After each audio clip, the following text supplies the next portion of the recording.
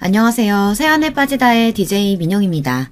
오늘도 두 가지 사연 준비되어 있는데요. 첫 번째 사연 시작하기 전에 구독과 좋아요 버튼 눌러주시고요. 그럼 오늘의 사연 함께 시작해볼게요. 안녕하세요. 8살 아이가 있는 아기 엄마입니다. 저의 파란만장한 삶을 이야기하고 싶어 이렇게 사연에 신청하게 됐습니다. 저는 어렸을 때부터 부모님이 자주 싸우셔서 가족에 대한 사랑을 믿지 않았어요. 부모님이 저에게 못해주지는 않았지만 두 분 다 늘 서로를 무시하고 제 앞에서 욕을 했었어요. 그리고 돈 때문에 자주 싸우셨습니다. 못 사는 편도 아닌데 돈 때문에 많이 다퉜어요. 오히려 잘 사는 편이라 생각했는데 돈 때문에 싸우니 의아했습니다. 그런데 머리가 커가니 왜 싸우는지 알 것 같더라고요. 돈 때문이 아니었습니다. 그 돈이 누구에게 썼는지가 중요했고 돈으로 아버지는 모든 사람을 꼬셨으니까요. 아버지는 직원들에게 선물을 많이 주는 걸로 유명했습니다. 그걸로 어머니와 많이 다퉜어요. 돈이 썩어나? 직원들 선물까지 챙기고? 우리 애한테 이렇게 좀 해봐. 내가 내 직원들한테 선물 주는데 당신 허락까지 받으면서 사야 돼? 그리고 우리 애들한테 얼마나 더 잘해줘야 되는데 난 이미 충분히 하고 있어. 당신 솔직히 말해봐. 거기에 마음에 드는 사람 있어? 그래서 나한테 걸리지 않으려고 이렇게 모든 사람한테 다 돌리는 거 아니냐고. 처음에는 선물을 주는 게 좋은 일 아닌가, 어머니가 너무 민감하게 받아들이는 것 같아 너무 심한 것 같다고 말을 했었어요. 그런데 어머니의 말을 듣고 보니 왜 그렇게 말을 하는지 알게 되었어요. 어머니가 이런 생각을 한 이유는 있었습니다. 왜냐면 어머니를 꼬실 때 아버지가 이런 방법으로 선물 공세를 했다고 했거든요. 어머니도 과거에는 아버지 밑에서 일을 했다고 했습니다. 그러니 어머니는 아버지의 행동에 대해 의심을 품었던 겁니다. 그런데 결국 그 의심은 확신이 되어버렸어요.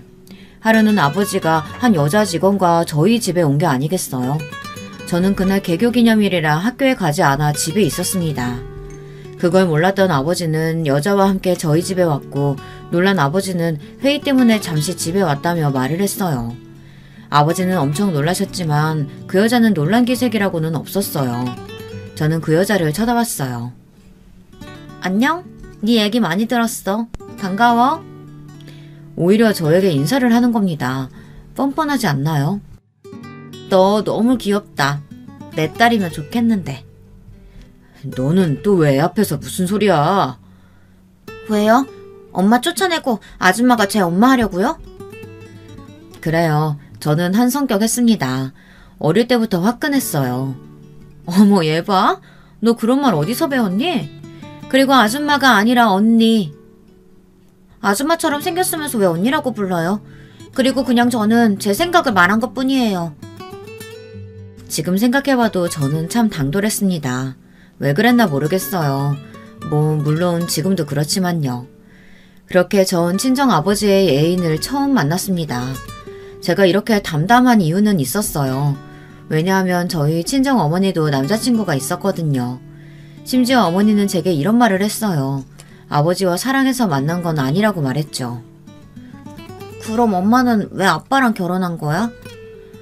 엄마의 엄마랑 아빠의 엄마가 약속을 해서 어쩔 수 없이 결혼했어.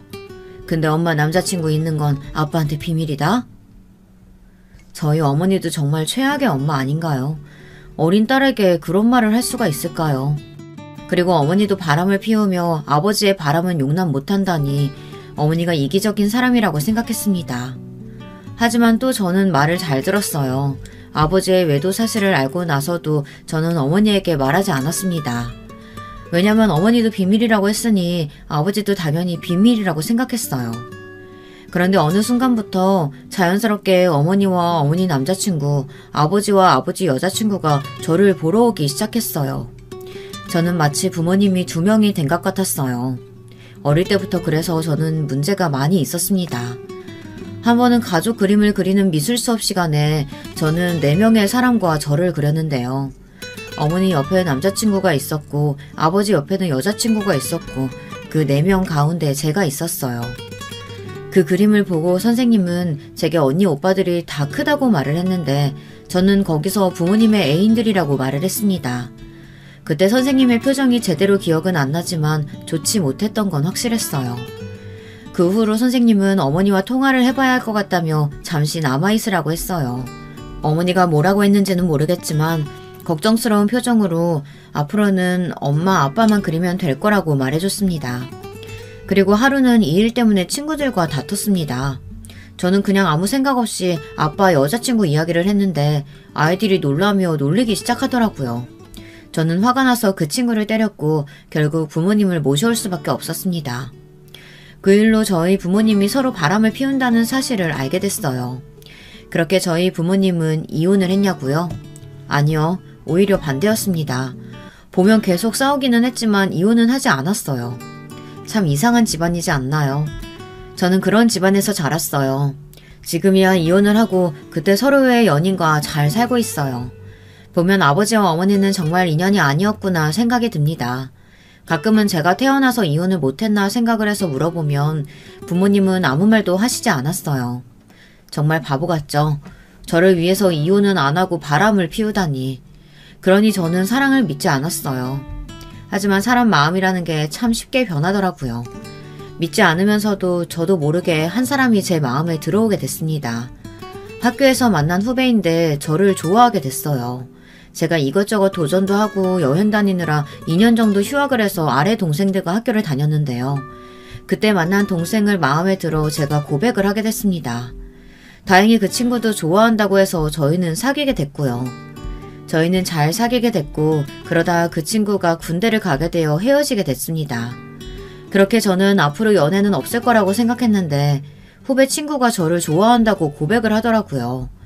근데 그때 술을 마시고 있을 때라 저는 이미 남자친구도 없는데 뭐 어떠냐며 사귀기로 했습니다. 참 제정신이 아니라는 거 저도 알아요. 그런데 어쩌겠습니까? 이미 그렇게 된 걸. 여러분이라면 어리고 잘생긴 사람이 고백을 한다면 흔들리지 않겠어요? 그런데 웬걸 임신을 하게 된 겁니다. 어쩔 수 없이 저희는 같이 살 수밖에 없었어요. 저희 부모님은 괜찮다고 제가 원하면 결혼을 하고 아니면 혼자 키워도 된다고 말씀을 하셨어요.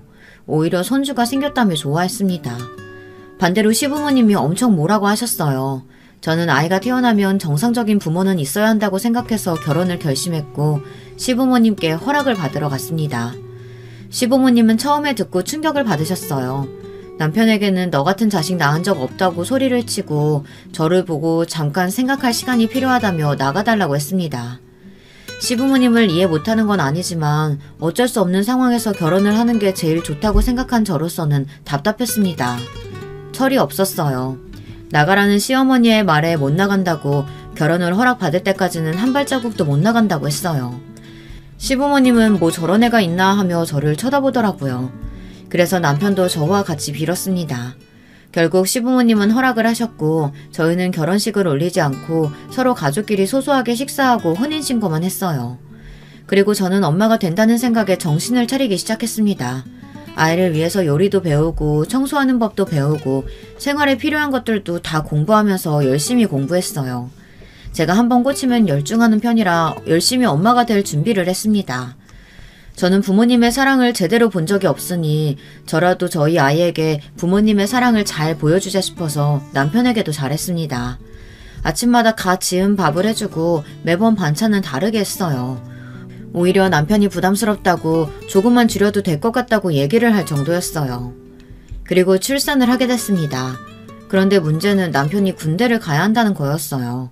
저는 당연히 남편이 군대를 갔다 왔다고 생각했었는데 군대를 가지 않았더라고요. 군대 기다려주기 힘들어서 전에 사귄 사람과 헤어졌는데 남편까지 군대를 기다려야 하니 할 말이 없더라고요. 어쩌겠어요. 기다려야죠. 하지만 기다리는 것보다 더한 게 있었습니다. 시어머니의 잔소리였어요. 시부모님은 남편이 군대에 가 있으니 시댁으로 들어오라고 하시더라고요.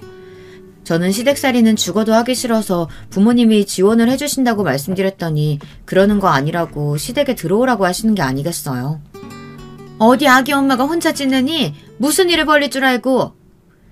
시어머니는 저희 부모님이 재혼한 사실을 알고 계셨는데요. 그 때문인지 몰라도 제가 바람이라도 날까 걱정을 하고 계시더라고요. 어머님, 저 걱정할 일 만들지 않을 거예요. 믿어주세요. 안 된다. 내가 어떻게 알고. 그리고 애가 무슨 일 생기면 그때는 어쩔 건데. 들어와라. 눈치를 안 볼 줄 알았는데 남편과 이혼은 절대로 하지 않겠다고 다짐했고 가족들과 화목하게 지내는 게 제 목표였기 때문에 저는 시부모님에게 져드릴 수밖에 없었어요. 괜히 저 때문에 아이를 싫어할까봐 저는 숙이고 들어갔어요. 그런데 문제는 시부모님만 사는 게 아니라 도련님도 같이 살거든요. 저는 처음에 도련님이라는 호칭을 부르기 싫어서 실은 그냥 이름을 부르다 시어머니께 된통 혼난 적이 있었거든요. 도련님이라고 부르라고 나중에 결혼을 하게 된다면 서방님이라고 불러야 한다고 하는데 정말 호칭을 부르기가 싫었거든요.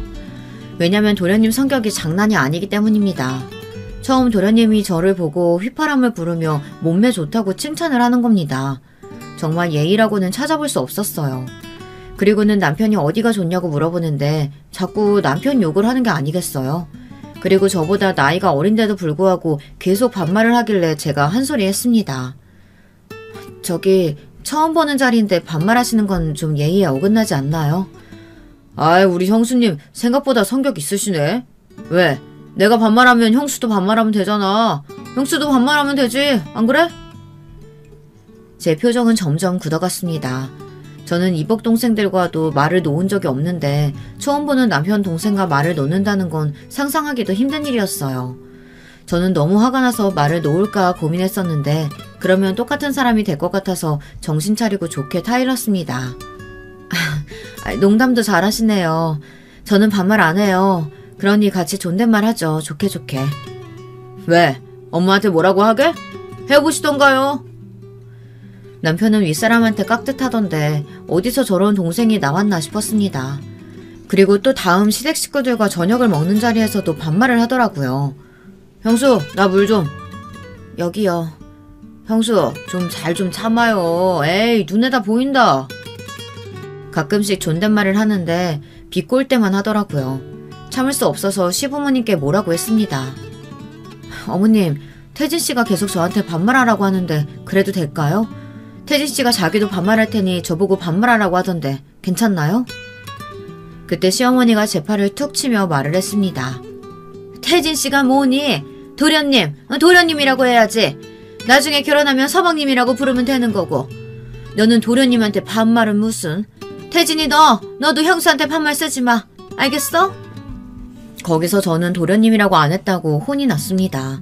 어쩔 수 없이 저는 도련님이라고 호칭을 불러야 했고 도련님은 제게 존댓말을 해야 했죠.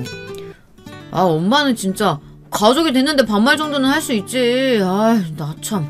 알았어. 미안해요, 형수. 정말 한 대 때리고 싶었습니다. 말만 이렇게 해서 그렇지 정말 사람이 야구르게 말을 잘하거든요. 아마도 여러분도 보면 화가 치밀어 오를지도 모릅니다. 그런 사람과 같이 살아야 하니 얼마나 스트레스를 받겠어요. 하지만 이미 살기로 했으니 저는 마음을 비우고 시댁으로 들어갔습니다. 첫날부터 힘들었습니다. 저는 한다고 했는데 시어머니 눈에는 아직 한참 부족한가 봐요. 제게 계속 잔소리를 하더라고요. 저는 시어머니의 잔소리를 듣느라 혼이 났습니다. 그리고 시아버지의 심부름을 하느라 몸이 남아날 일이 없었고요. 재산은 어찌나 많은지 음식을 할 때마다 기름 냄새가 역해 힘들었어요. 빨리 남편이 제대하기만을 기다렸습니다. 일이 힘들어서 그런가 보고 싶지도 않던 부모님이 보고 싶어지기 시작하더라고요. 한 번도 부모님을 그리워한 적이 없었는데 어느 순간부터 친정어머니와 친정아버지가 보고 싶어지기 시작했습니다. 그래서 어머니에게 전화를 했는데 받지 않더라고요. 아버지한테 전화했더니 아줌마가 받더군요. 아줌마는 제게 잘해주셨지만 아버지와 결혼하고 아이가 생긴 뒤 좀 달라졌습니다. 아줌마는 왜 전화했느냐고 쌀쌀맞게 물어봤어요. 아버지는요? 씻고 있는데? 왜? 그냥요. 그냥 전화할 거면 앞으로 이런 전화 하지 마. 왜요? 불안해요? 불안하기는. 곧 있으면 우리 딸 결혼하니까 앞으로 이런 전화 하지 말라고.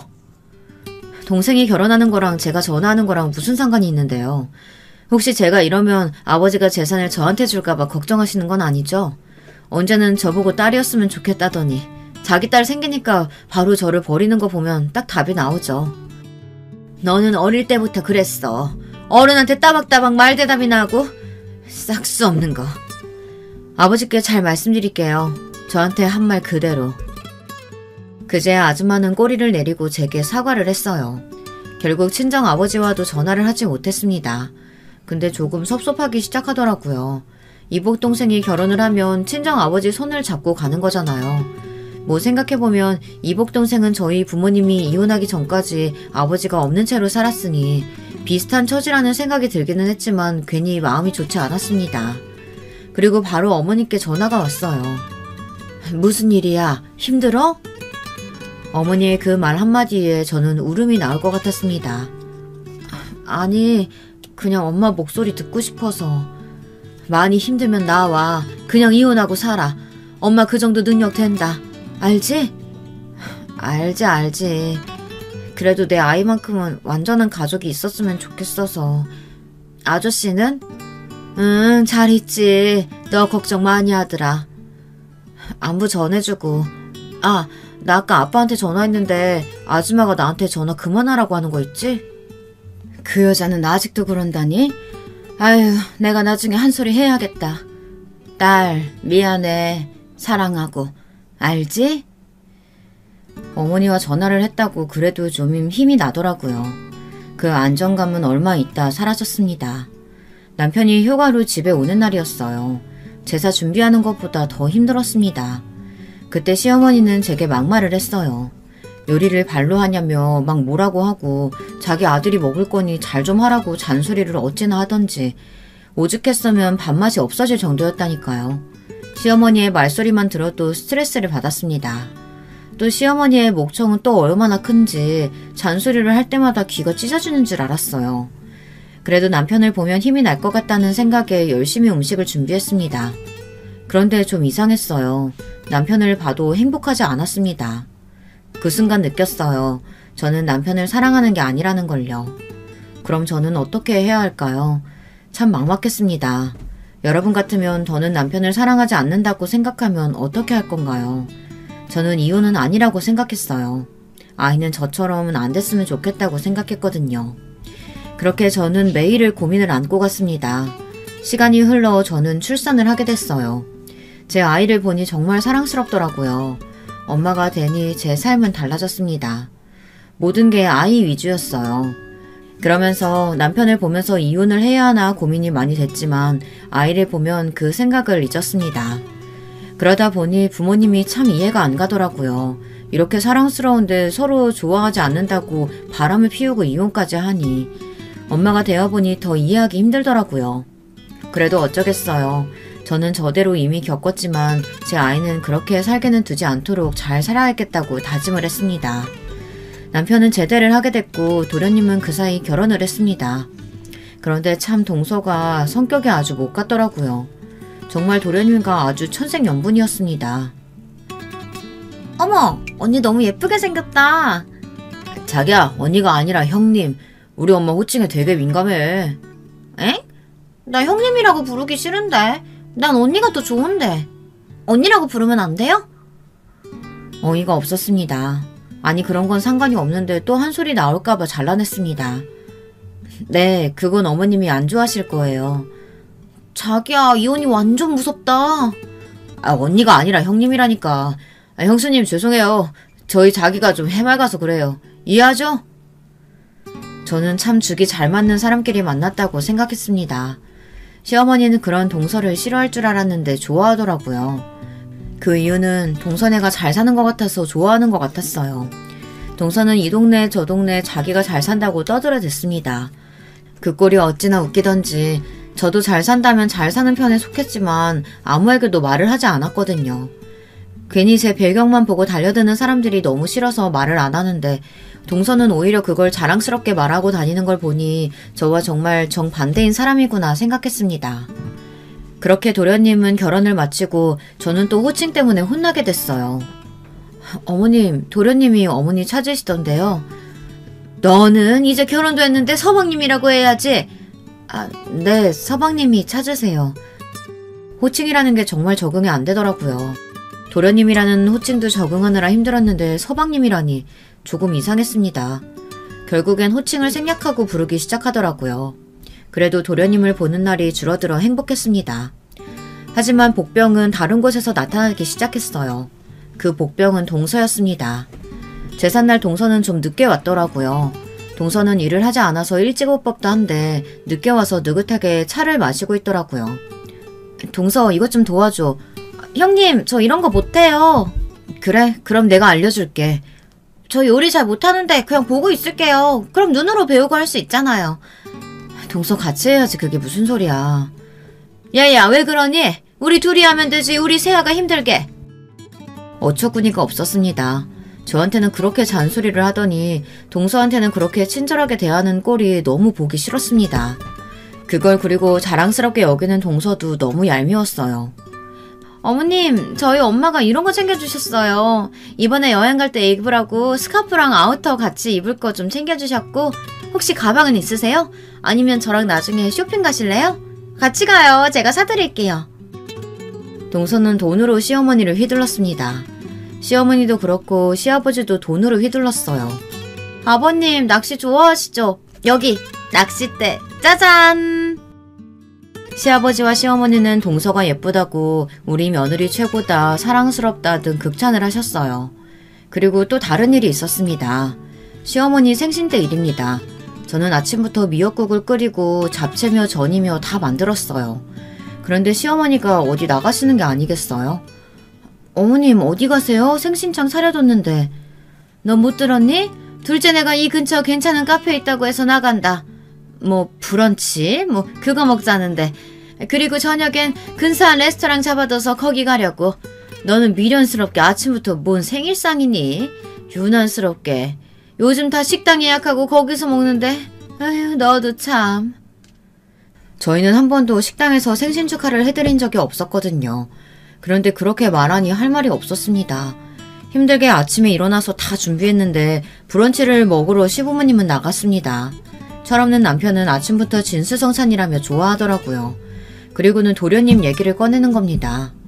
아, 그리고 태진이가 그러는데 오늘 브런치 먹고 레스토랑 간다는데 그냥 어머니 아버지랑 갔다 오라고 말했어. 뭐? 그걸 이제 말해줘? 알고 있었어? 태진이가 말해주던데? 재수씨가 말 안 했어? 말한다고 했는데. 분명했습니다. 일부러 말을 안 한 거라고 저는 확신했어요. 정말 얄밉지 않나요? 일부러 그랬다는 생각이 들지 않으시나요? 저는 동서에게 따져야 할지 넘어가야 할지 고민을 했습니다. 그 다음날 저는 동서에게 전화를 했어요. 동서, 어제 잘 놀았어? 아, 네, 형님. 근데 형님 저희 가는 거 모르셨어요? 생신상 차리셨다고 하길래요. 남편한테 들었어. 왜 말 안 했어? 저 말 안 했어요? 어라? 저 했다고 생각했는데 저는 형님이 까먹으신 줄 알았죠. 말도 안 되는 핑계를 대며 저한테 얘기를 하더라고요. 동서는 왜 이렇게 저를 싫어할까요? 알 수가 없었습니다. 그렇게 동서는 저를 슬슬 무시하기 시작했고 시부모님은 동서와 저를 차별하기 시작했습니다. 그래서 그런가 시댁살이가 점점 힘들어지더라고요. 그래서 남편에게 따로 나가서 사는 게 어떠냐고 물어봤어요. 하지만 남편은 지금이 편한데 뭘 또 따로 나가서 사냐며 말을 하더라고요. 아니, 당신만 편하지 나는? 힘들어하는 거 안 보여? 뭐가 힘들어? 당신이 예전에 아침밥 차리고 하는 건 똑같잖아. 근데 뭐가 힘든 게 있어? 우리 엄마가 뭐 당신한테 못되게 구는 것도 아니고 아빠가 잘 못 대해주시는 것도 아닌데 뭐가 힘들다고? 뭐? 지금 말 다 했어? 못되게 안 군다고? 당신 진짜 몰라서 물어? 말 다 했다. 그럼 엄마 아빠가 당신 못되게 군다고? 말이 돼? 남편은 아무것도 몰랐습니다. 아니, 그냥 모르고 싶었나 봐요. 저는 홧김에 이혼 얘기를 꺼냈습니다. 그럼 우리 이혼해. 나 이렇게는 못 살아. 물론 진짜 이혼할 생각은 없었어요. 그래, 해봐라. 당신이 퍽이나 이혼을 하겠다. 남편도 역시나 제 말을 믿지 않았습니다. 하지만 그렇게 약 올리는 게 정말 꼰사납더라고요. 그 순간 도련님의 모습이 겹쳐 보였습니다. 저는 남편의 진짜 모습을 몰랐던 겁니다. 그날 이후 제 남편을 볼 때마다 도련님이 겹쳐 보이고 정이 뚝뚝 떨어지기 시작했어요. 술 마시고 양치 안 하고 집에 와서 침대에 누워 배를 긁는 모습이며 밥을 먹을 때 쩝쩝거리는 소리, 머리를 벅벅 긁는 소리, 머리에 있는 비듬이며 다 싫었습니다. 정말 진지하게 고민을 했습니다. 하물며 시어머니의 잔소리와 차별도 심해져 이혼을 너무 하고 싶었어요. 여러분들이라면 어떻게 할 건가요? 이혼을 해야 할까요? 참아야 할까요? 정말 고민이 많이 됐지만 다들 이렇게 살 거라고 위로를 하며 저는 아이를 위해 참기로 했습니다. 하지만 제게 기회가 왔어요. 기회라고 해야 될지 모르겠지만 이혼을 당당하게 할 수 있는 사건이 생겼습니다. 조금 충격적인 일인데요. 놀랄 수도 있으니 미리 말씀드릴게요. 정말 상상도 못한 인물이 나오고 말았죠. 어느 날부터 남편은 집에 들어오지 않더라고요. 남편이 출장이 잦기는 했지만 이 정도로 안 들어오는 일은 없었습니다. 그리고 어느 순간부터 새로운 향수 냄새가 나기 시작하더라고요. 남편에게도 없는 향이고 저에게도 없는 향인데 도대체 이 향은 뭐냐고 물어보니 남편은 새로 들어온 신입 향수라며 그냥 넘기더라고요. 그런데 제가 누굽니까? 어릴 때부터 부모님의 외도를 지켜봐온 사람으로서 이건 단순히 넘길 문제는 아니라고 생각했어요. 그런데 제가 이 향을 맡아본 적이 있는 것 같다는 생각이 들었습니다. 마냥 유명한 향은 아니라 어디서 맡아봤을까 생각했었는데 제 이복동생과 향이 같더라고요.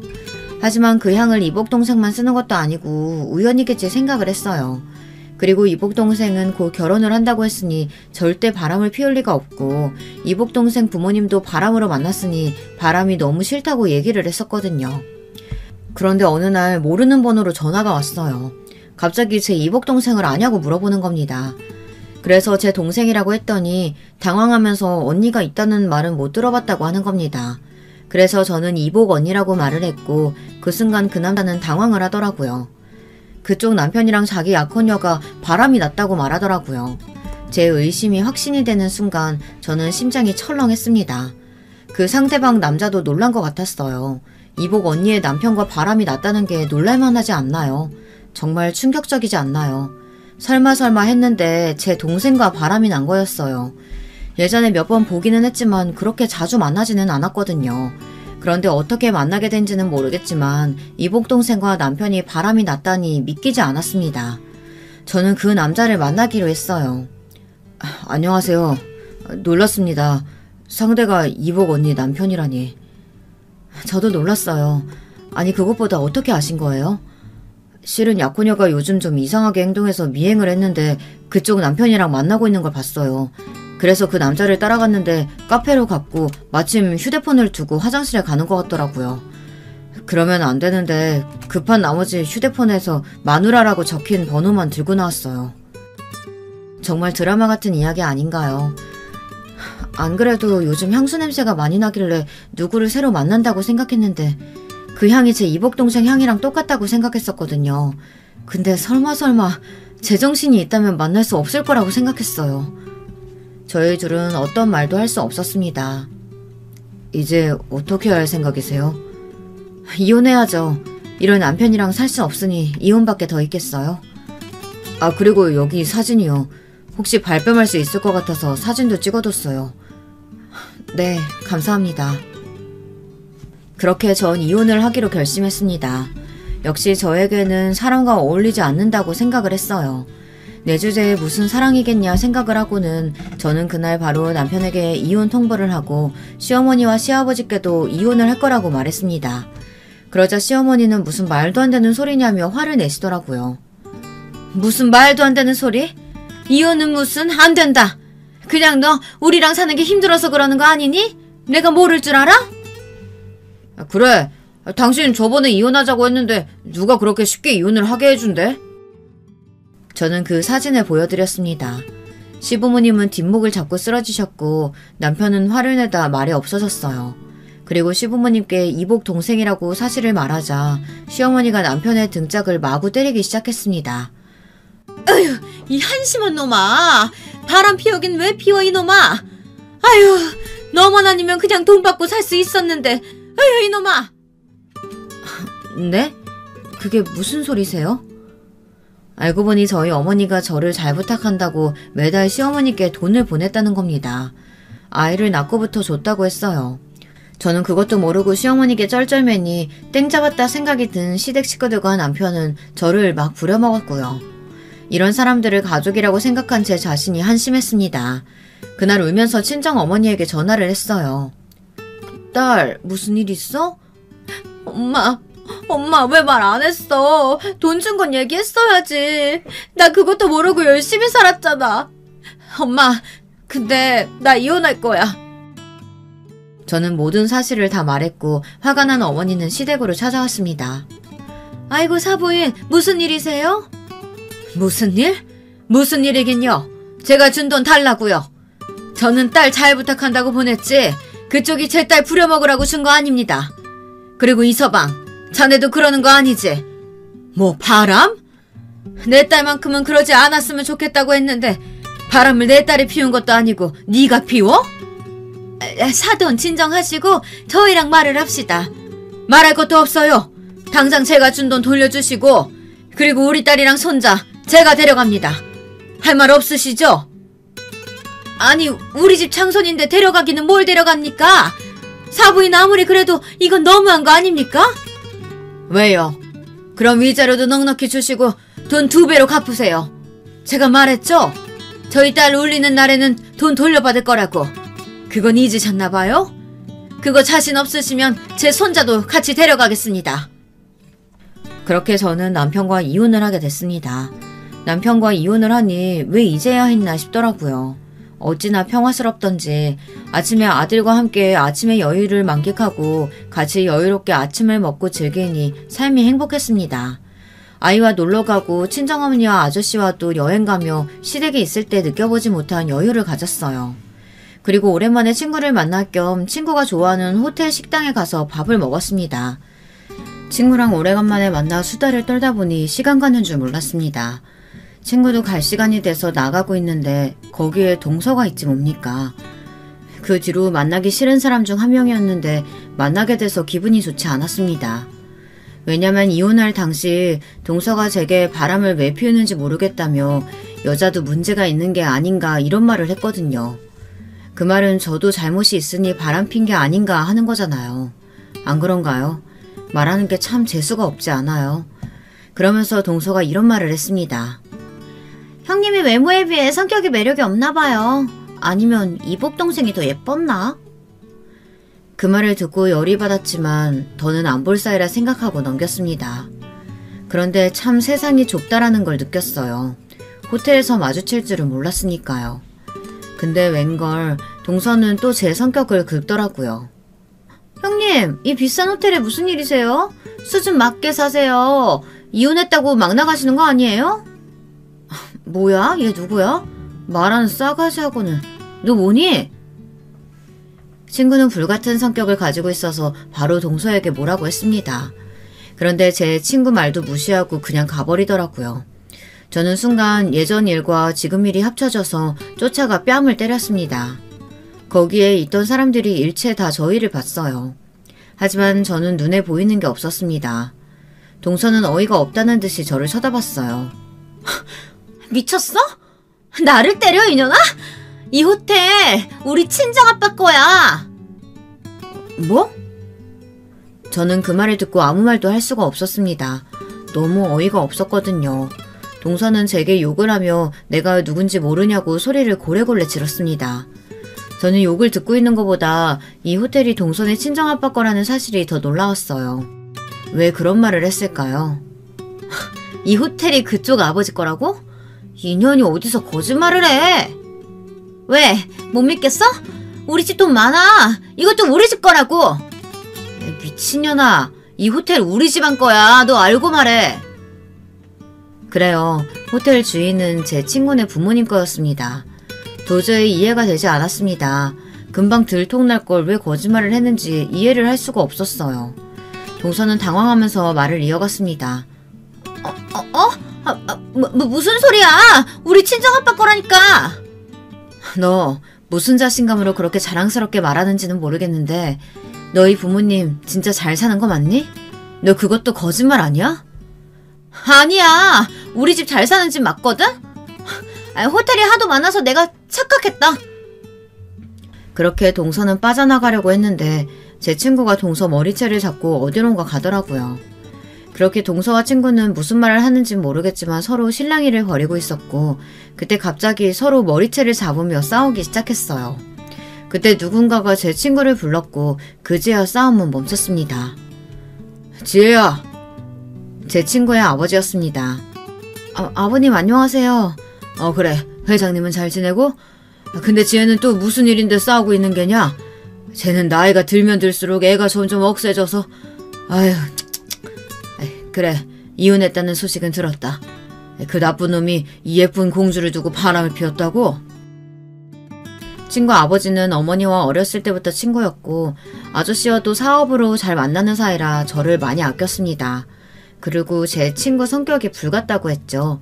싸움이 한두 번이 아니라 그냥 넘어갈 수 있었던 거고요. 그때 동서가 놀라며 저를 봤습니다. 회장님? 뭐야, 그럼 잘 사는 집안이야? 아니, 그럼 다 가졌잖아. 아우, 짜증나. 그 말을 하고는 도망쳤습니다. 동서는 저를 질투하고 있었던 겁니다. 왜 그런지는 모르겠지만 질투해서 제게 못되게 이야기를 한 것 같아요. 제 친구는 도망가는 동서를 붙잡으려고 했지만 친구 아버지 덕에 진정할 수 있게 됐습니다. 그렇게 동서는 다시는 그 호텔에 오지 못하게 되었어요. 쪽팔려서 어떻게 온답니까? 그리고 친구한테 들었는데 동서 집안이 잘 사는 집안은 맞는데 사기를 쳐서 잘 사는 집안이 되었다고 말했어요. 그 사실이 시어머니 귀에도 들어가게 됐고 결국 동선에도 갈라서게 됐다고 했습니다. 다 자업자득 아닌가요? 그래서 저는 동서에게 마지막 문자를 보냈습니다. 동서, 사기쳐서 번 돈 그렇게 자랑을 해? 사람이 겸손할 줄 알아야지. 그 사기꾼의 사기꾼 딸이네. 그리고 내가 이런 말 못해서 참은 줄 알아. 나도 할 수 있는데 예의가 아닌 것 같아서 말을 안 한 것뿐이야. 그런데 이제는 좀 해볼게. 너 그런 식으로 살지 마. 진짜 싸가지 없어. 그리고 너 기분대로 하는 거 그거 진짜 보기 안 좋아. 그리고 이혼 축하해. 네 말이 맞네.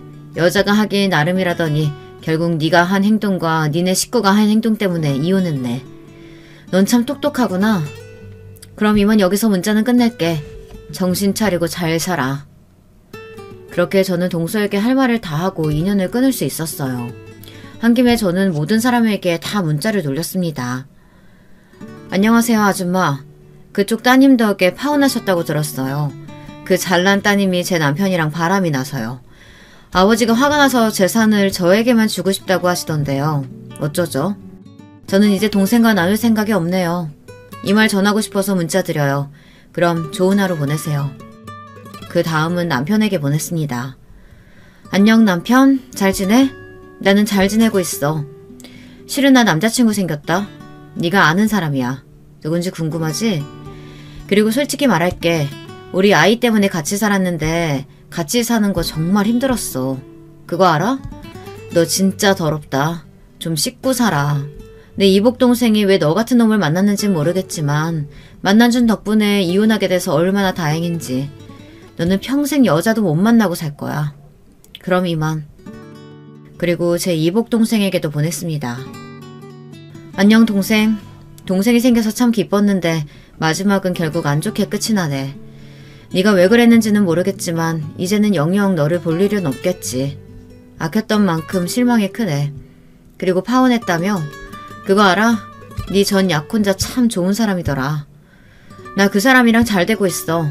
너희 덕분에 만나서 잘 만나고 있거든. 고마워. 이렇게 보내니 속이 다 시원했습니다. 앞에서 말한 것처럼 저는 이복동생 약혼자와 그 이후 연락을 하다 보니 만나게 됐고 좋은 사람이라는 걸 알면서 호감이 생겨 만나게 되었습니다. 처음에는 이렇게 만나도 될까 걱정을 했는데 이제 걸리는 사람도 없고 한 번 정도 연애를 해도 되지 않을까 생각이 들어 만나보기로 했어요. 이렇게 저는 행복한 날이 계속될 것만 같았습니다.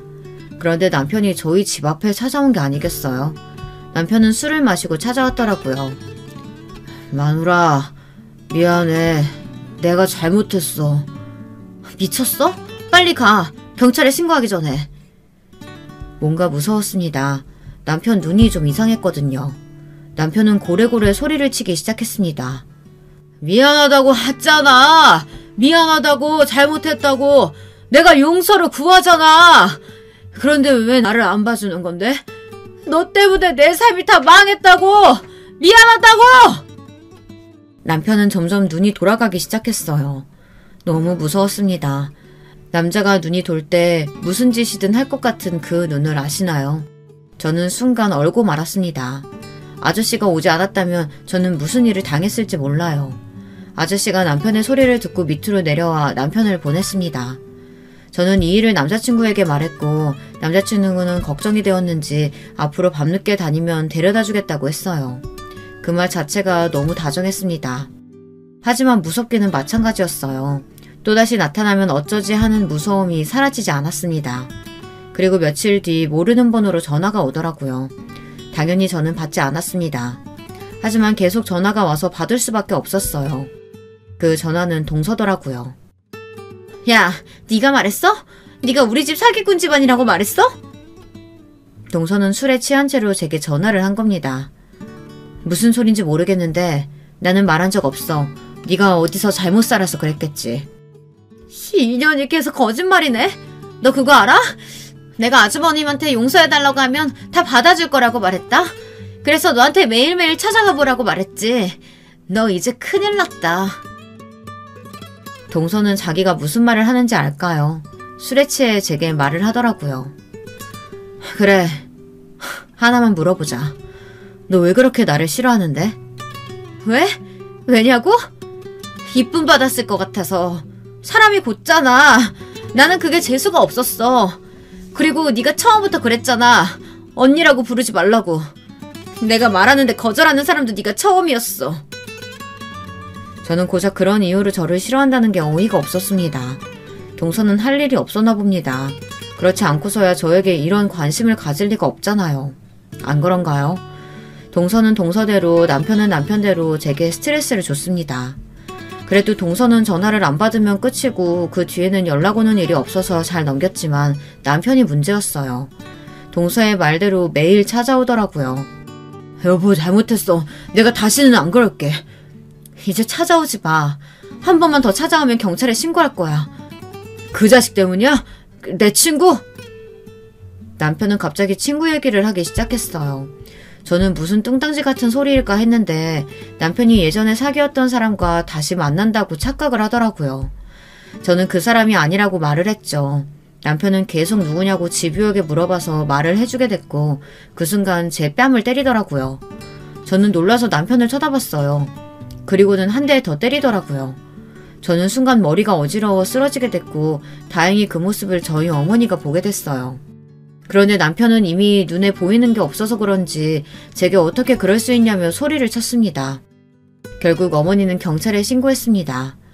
아마 어머니가 안 계셨다면 더 심하게 맞았을 겁니다. 그 순간 저는 큰 공포를 느꼈습니다. 이대로 계속 맞겠구나 생각이 들었어요. 그 순간 어머니를 받고 저는 그대로 기절했습니다. 다행인 건 그 뒤로 무슨 일인지 남편과는 볼 수가 없었어요. 저는 그 이후로 남자만 만나는 걸 무서워했습니다. 밖에도 나가지 않았어요. 어머니도 충격을 받으셨는지 저를 이해한다며 다독여 주었어요. 하지만 전 진정이 되지 않았습니다. 그날 일이 생각나 미칠 것 같았거든요. 꿈에서도 남편이 나와 남편에게 맞는 꿈을 꿨습니다. 그래서 잠을 잘 수가 없었어요. 남자친구도 만나기 힘들었습니다. 그래서 제가 헤어지자고 했어요. 하지만 남자친구는 기다리겠다고 언제든 연락을 달라고 했어요. 그리고는 매일같이 저희 집에 찾아와 따뜻한 음식을 주거나 꽃을 주거나 늘 선물을 두고 갔습니다. 가끔은 주말에 저희 아들과 같이 놀아줬어요. 제가 못해주는 걸 해주더라고요. 그 덕인지 저는 다시 정신을 차릴 수 있게 되었습니다. 몇 달 만에 저는 집에서 나왔어요. 그 모습을 보고 어머니와 아저씨는 저를 꼭 안아주셨고 저는 아들과 함께 나가서 놀아주었습니다. 몇 달 동안 밖에서 놀아주지 못해서 미안했거든요. 그리고 친구가 저를 호텔로 부르길래 갔습니다. 친구는 수고했다며 저를 안아줬고 선물이 있다고 룸으로 가보라고 말했어요. 룸에는 제 남자친구가 있었습니다. 남자친구는 제게 결혼을 해달라고 프로포즈를 했어요. 다사다난한 일들이 많았지만 그 덕에 만날 수 있어서 행복했다며 꼭 함께 미래를 그리고 싶다고 말하더라고요. 저는 그 말을 듣고 눈물이 나왔습니다. 그리고는 프로포즈를 승낙했어요. 그 순간 어머니와 아저씨, 친구가 축하한다며 들어오는 게 아니겠어요? 이것도 참 영화 같은 순간이었습니다. 그리고 제 아들이 꽃다발을 들고 와 말을 했습니다. 아저씨, 저희 엄마 울리면 혼나요? 아들은 역시 제 아들이 맞았어요. 저를 닮아 아주 당찼습니다. 그렇게 저는 마지막은 행복하게 끝낼 수 있었어요. 어릴 땐 사랑을 믿지 않았지만 결국 좋은 사람을 만나서 사랑이라는 걸 배울 수 있어 감사하더라고요. 참 많은 일들이 있었죠. 걱정인 건 제 아들이 이런 일을 감당할 수 있을까 걱정했는데 역시 제 아들이더라고요. 오히려 저를 안아주며 사랑한다고 말해주는 게 아니겠어요. 어쩜 이런 아들이 있는지. 아들 덕에도 가족의 사랑을 느낄 수 있었습니다. 그리고 이건 아버지는 그 아줌마를 만나고도 이 여자 저 여자 만났다고 합니다. 어머니 말로는 결혼을 하고 바람을 피우면서도 다른 사람이랑 만났다고 하지 뭡니까? 그 아줌마도 알고 있었는데 아버지의 돈을 보고 옆에 있는 거라며 결국 그 아줌마도 나이가 들면 벌 수 없을 거라고 말하더라고요. 어쨌든 저는 행복하게 마무리가 됐습니다. 어땠나요? 제 인생 참 파란만장하지 않나요?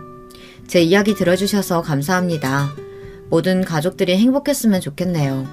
혹시라도 저처럼 힘든 일이 있으신 분들이라면 제가 응원하겠습니다. 행복하길 빌게요. 여러분, 두 번째 사연 시작하기 전에 좋아요, 구독 꼭 눌러주실 거죠? 그럼 두 번째 사연 바로 시작합니다. 과거 없는 사람은 없다고 하잖아요. 그게 어떤 내용이든 간에 모든 사람들은 자기만의 과거를 간직한 채 살아가고 있죠. 그렇다면 여러분께서 만약 가까운 사람의 놀라운 과거를 어느 날 알게 되신다면 어떻게 반응하시겠어요? 이번 사연이 담고 있는 과거 이야기가 어떤 것인지 제가 바로 소개해드릴게요.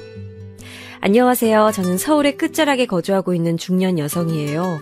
남편과 서로를 쏙 빼닮은 아이 2명 낳고선 내 식구가 오순도순 살아가고 있네요. 저만 하루에 한 편씩 사연에 빠지다 채널을 틀어놓는 습관을 지닌 건 아니죠? 분명 저처럼 매일 틀어놓는 분들이 계실 거라고 생각해요. 저 같은 경우에는 늦은 저녁에 사연 한 편을 재생시켜 놓고 이어폰을 한쪽 귀에만 끼는 게 고유 습관이랍니다. 별별 내용들을 다 접해본 것 같은데 만약 지금 제가 적으려는 사연이 소개가 된다면 그 별별 내용이라는 반열에 들어가게 되지 않을까 싶어요. 저는 남편이랑 2년 가까이 연애를 한 끝에 결혼했는데 사귈 당시 굉장히 뜨거운 사랑을 한 건 아니었어요. 남편이 이런 제 의견을 듣는다면 서운해할지도 모르겠지만 사실 그랬던걸요. 어떤 기혼 여성분이 인터넷에 적어놓으신 글을 보니까 결혼은 가장 사랑하는 사람과 하는 게 아니라 결혼이 적기일 때 내 옆에 있는 사람과 하게 되는 것이라는 내용이 있더라고요. 전 여기에 굉장한 공감이 갔어요. 남편을 미치게 사랑한 건 분명 아니었고 운명 같은 끌림도 없었지만 결혼하기에 마땅한 시기이자 상황이었고 그때 마침 저랑 만나고 있었던 남자가 남편이라서 결혼을 한 느낌이었죠. 솔직히 터놓고 말해보자면 남편도 그랬을 거예요. 남편은 자기 동생이 먼저 일찍 결혼을 한 상태였기 때문에 딱히 집안에서 결혼 압박도 안 받고 있었고 부담 없이 저랑 연애를 했었죠. 사귀면 사귀는 거고 아니면 마는 거고 결혼을 하면 하는 거고 헤어지면 헤어지는 거고 연애 때 받았던 남편의 인상은 딱 이런 거였네요. 비약을 하자면 오는 사람 안 맞고 가는 사람 안 잡는 느낌이었다고나 할까요? 근데 제가 이런 멋대가리 없는 남자랑 왜 결혼을 했는가 하면 말씀드렸다시피 결혼을 이제 할 만한 시기인데 라는 생각이 들 때였고 친정에서 너 노처녀로 늙어 죽을 거냐고 저를 귀찮게 하는 바람에 남편과 결혼을 다짐했었던 거죠. 인간적인 끌림은 우습게도 남편이 멋대거리 없는 남자라서 거기에 홀렸었답니다. 유머 감각도 부족하고 패션 센스는 더 부족하고 딱히 능력이 좋지도 않고 그런데요, 자기 여자만 딱 볼 줄 아는 외골수였어요. 저한테 열렬히 구애한 적도 없었고 만약 제가 떠난다고 하면 절대 안 잡을 것 같은 인간이었지만 요컨대 사귀는 동안에는 바람에 비읍자도 염두에 안 둘 위인이었다는 거죠. 그리고 제가 담배 연기 싫어한다고 정색하면서 말을 했었는데 제 말 한마디에 담배를 딱 끊었어요. 그러니까 제가 에라이 모르겠다 싶어서 그냥 남편이랑 결혼해버렸던 거죠. 서로 누가 더 잘나고 못나고 이런 게 없어서 결혼할 땐 편했네요. 남편에게는 형제가 하나뿐이에요. 나이 터울이 큰 남동생이 있죠. 제가 남편이랑 연애할 때 이미 그 동생은 기혼 상태였으니 제가 서방님이라고 칭하는 게 맞아서 그렇게 적을게요. 저는 서방님께서 왜 어리다고 할 수 있는 나이에 결혼을 했는지 궁금했어요. 남자가 그렇게 이른 결혼을 하는 경우는 거의 없으니까요. 근데 상대 여자 쪽은 어린 나이가 아니었기 때문에 결혼을 했다고 하더라고요. 동서되는 사람이 저랑 동갑이었네요. 그나마 제가 3개월 먼저 태어났으니 다행이라고 해야 할까요? 동갑이니 친구처럼 지낼 생각도 있었지만 동서 쪽에서 먼저 선을 긋더니 자기는 저한테 존댓말을 하겠다고 선포를 하더라고요. 아무튼 결혼하고 나서 제가 서방님이랑 접점이 있을지언정 동서하고는 거의 교류할 일이 없었어요. 왜냐하면 일단은 거주지가 서로 좀 멀었거든요. 저랑 남편은 늘 맞벌이하는 부부였으니 외적으로 시간적 여유를 내기도 쉽지 않았고요. 남편이 재미없는 스타일이라고 했는데 그건 서방님도 비슷했어요. 형제끼리 그런 면모가 닮았더라고요. 둘이 같이 있으면 딱히 대화도 안 해요. 차라리 제가 중간에 끼워줘야 남편이든 서방님이든 입을 열고 말을 합니다. 그런데도 형제 우애는 나쁘지 않더라고요. 남편이 장남이다 보니까 시부모님께서 아무래도 남편한테 의지를 많이 하세요.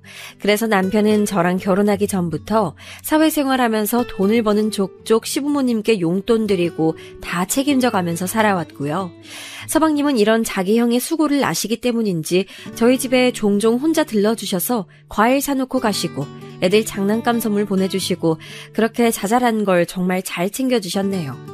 저희 집은 딸만 둘인데 서방님과 동서는 첫째 딸, 둘째 아들 이렇게 뒀어요. 첫째는 서방님을 닮아서 약간 근엄한 인상인데요. 둘째가 동서랑 판박이에요. 누가 봐도 엄마랑 아들로 보여요. 근데 동서가 얼굴이 좀 예쁘장하고 이목구비가 시원한 편이거든요. 그래서 둘째가 잘생겼습니다. 동서가 이 둘째 아들을 얼마나 싸고 도는지 몰라요. 오죽하면 시부모님께서도 한 수 접어주시고 혀를 내두르실 정도였죠. 나는 우리 손자도 예쁘지만 우리 손녀도 만만치 않게 예쁘다. 응? 우리 손녀가 소외당하지 않게 네가 잘 신경 쓰고 네가 매사에 잘해야 된다. 알았니? 시어머니께서 동서한테 이렇게 말씀하실 정도면 안 봐도 비디오죠. 근데 동서도 변명거리는 있었죠. 동서가 둘째를 편애하니까 자연스레 서방님은 첫째에게 애정을 쏟으셨어요. 아들은 험하게 키워도 된다고 하시면서 서방님께서는 첫째 딸에게만 너그러운 사랑을 보여주셨답니다. 그런 모습들을 보며 저는 저희 딸들에게는 골고루 똑같이 사랑을 베풀 수 있었으니 제겐 큰 도움이 됐을지도 모르겠네요. 전 애들 키우고 교육하는 것도 호들갑 한 번 안 떨고 조용히 했던 것 같아요. 성격 자체가 그래요. 약간 무감각하고 무던한 편이죠. 애들 어렸을 때 제 친정엄마랑 동생이 육아를 도와줘서 저는 마음 놓고 일을 다닐 수 있었고요. 감사하고 행복한 부분인데 이걸 두고 동서는 안쓰럽다고 했습니다. 저는 형님을 보면요, 오리가 생각나요. 형님 혹시 오리가 어떻게 헤엄치는지 아세요? 응? 아니, 모르겠는데. 근데 오리는 다리가 짧으니까 나 다리 짧다고 놀리려는 건 아니겠지? 그럴 리가요. 수면 위에서는 볼 수 없는 애처로운 오리의 발길질이 떠오른다고 말씀드리고 싶었을 뿐이에요. 겉으로 보기엔 오리가 유유자적 헤엄치면서 이동하는 것 같지만 사실은 다리를 미친 듯이 움직이고 있는 거거든요. 아, 내가 안 보이는 데서 노력하면서 산다고? 나 정도로 노력하면서 사는 사람은 널렸지. 그래도 띄워주니까 좋다. 고마워, 동서? 널렸다뇨. 절대 안 널렸어요. 저만 봐도 그래요. 전 형님과 같이 노력은 안 하잖아요. 구질구질하고 안쓰럽고 어쩜 그렇게 매일을 사실 수 있는지 놀라워요. 기껏 대출 끌어당겨서 18평짜리에 살고 있는데 애들은 하루가 다르게 커가고 형님은 안정적인 직장 다니시는 대신에 월급이 쥐꼬리만 하고 그거 누구 코에 붙여요? 아주버님은 돈을 꽤 버시는 대신에 그게 매달 그렇다는 보장도 없고 언제 잘리실지도 모르고 불안해서 일은 어떻게 다니실까요? 정말 저는 형님 보일 때마다 말로 설명할 수 없는 애잔함이 속에서 올라와요. 작게 혀를 쯧쯧 차기까지 하면서 저한테 그런 말을 하는데 진짜 어떻게 반응해야 할지 모르겠더라고요. 제가 내형적이라고 한다면 동서는 외향적이었는데 꼭 그런 걸로 가르지 않더라도 동서는 저보다 확연히 기가 셌어요. 제가 너무 안쓰럽다면서 눈썹을 축 내리고 있었지만 인매는 어쩐지 실룩거리는 모양새였죠. 몇 번 동서랑 그런 식으로 마찰 아닌 마찰을 빚고 나니까 제 쪽에서 동서를 피하게 되더라고요. 그랬더니 어느 날은 동서가 저한테 이랬어요. 사는 세계가 다르면 원래 가까워질 수 없는 법이죠. 같은 몰에서 노는 사람끼리 지내는 게 맞는 것 같아요. 자기랑 제가 다르단 얘기였어요. 동서가 부잣집 딸이라도 됐냐고요? 그런 것까지는 아니었죠. 오히려 집안의 기반만 본다면 차라리 제 친정집이 좀 더 낫지 않나 싶을 정도였고요. 근데 동서의 동생들이 동서한테 되게 잘하는 모양이었답니다. 동생이 2명 있는데 둘 다 그렇게 동서한테 잘한다고 들었어요. 매달 용돈 보내주고 애들 선물도 주기적으로 보내온다고 서방님을 통해서 들었기 때문에 확실한 정보였죠. 그리고 결혼 당시에 서방님은 나이가 나이다 보니까 벌어놓은 돈이 없었고 시부모님께서 자금을 다 내주셨는데 동서는 자기 힘으로 거의 돈을 댔다고 하더군요. 솔직히 대단하잖아요. 그러니까 동서가 매사에 콧대 높게 의스댈 수 있었던 것이죠. 도대체 뭘 하면서 돈을 모았던 것일까 궁금해서 서방님께 여쭤봤더니 동서가 본격적으로 직장을 다닌 건 아니었고 그냥 아르바이트 같은 거라면서 여러 군데를 전전했었다네요. 그런데도 돈을 그 정도로 모았던 거래요. 놀랄 노자였죠. 하여간에 동서란 인물이 범상치 않다고 생각이 됐어요. 1대1로 붙으면 저만 피 터지는 조합이었기 때문에 되도록 같은 날에 시댁으로 방문하는 일은 없도록 제가 피하고자 했었네요. 시부모님께서 워낙 손주들을 예뻐하시기 때문에 저나 동서나 시댁에는 종종 잘 가는 편이었답니다. 시댁에 가면 저는 우선 청소할 것부터 찾아서 청소하고 식사 때 맞춰서 밥 준비하고 그런 식으로 움직이거든요. 근데 동서는 텔레비전 앞에 앉아있거나 작은 방에 들어가서 코까지 골며 자는 게 다반사였어요. 시부모님께서도 기가 막혀 하셨지만 동서는 애들을 데리고 여기에 온 것만으로도 나는 큰 할 일을 한 거다라는 입장을 고수하셨답니다. 그래도 서방님이 함께 계실 때는 코 골면서 자진 않았어요. 주말 같은 때는 서방님도 시댁에 들르시곤 했어요. 제 남편은 업무 특성상 토요일에도 바빠서 시댁에 들르기란 쉽지 않았죠. 그런데 어느 날 제가 동서의 입에서 너무 황당한 내용을 듣고 말았어요. 결국은 택배 일을 하시는구나. 난 예상했지. 난 아주버님께서 택배 일이나 하시게 될 줄 알았지. 역시 사람의 수준 따라서 직업도 따라가는구나. 휴대폰을 하면서 흥얼거리는 혼잣말이었지만 뻔히 옆에 제가 있는데 그런 말을 하는 건 혼잣말이라고 치부할 수는 없잖아요. 게다가 제 남편 얘기였어요. 너무 어이가 없어서 지금 무슨 말 한 거냐고 물어봤죠. 그랬더니 동서가 깜짝 놀라는 표정을 과장스럽게 짓더니 헉! 들으셨어요? 그게 들리셨어요? 아니, 저는 아주버님께서 지난달부터 택배 일을 하셨다길래 부디 적성에 잘 맞으시길 바란다는 뜻으로 그렇게 중얼거린 거예요. 뻔뻔스러운 말을 하더군요. 그래서 제가 남편이 택배회사에서 일을 하게 된 걸 저는 하나도 못난 거라고 생각하지 않고 있으며 어렵고 힘든 일하는 것 같아서 걱정되는 마음만 있다고 말해줬어요. 그러니까 함부로 다른 사람이 하는 일을 재단하지 말라고도 했고요. 그랬더니 동서가 입을 삐죽거리면서 고개를 휙 돌려버리더군요. 택배 일을 생업으로 삼게 되기까지 남편도 얼마나 고심이 많았는데 동서가 그런 식으로 폄하하니까 저도 기분이 나쁠 수밖에 없었던 건데요. 그래도 동서가 조용해졌으니 그걸로 일단락 된 거라고 생각했었어요. 그런데 그 다음 날에 다 같이 외식을 나갔거든요. 토요일 저녁 식사였는데 따라온 남편이 좀 늦게 도착했어요. 고생하면서 일하다 온 티가 나길래 저는 가슴 짠하고 자랑스럽고 그런 심정으로 남편을 맞이했고 제 옆자리에 앉으라 그랬죠. 서방님이 남편한테 택배 일 안 힘드냐, 요즘 어떠냐 이런 걸 물어보셔서 형제끼리 그런 대화를 한참 나눴어요. 동서는 둘째 아들이 밥도 제대로 안 먹고 휴대폰으로 자꾸 게임만 하고 있으니까 속상해서 어쩔 줄 몰라 하는 게 보이더군요. 거기까진 괜찮았는데 이제 다 먹고 나갈 때가 돼서 동서가 자기 아들한테 잔소리를 하며 던진 내용이 가관이었어요. 너 자꾸 게임만 하고 공부 열심히 안 하면 큰아빠처럼 되는 거야. 택배 상자나 나르는 하급 인생 살고 싶어서 그래? 전 사실 그때 제대로 못 들었는데 남편이 그걸 딱 정확히 들었다더군요.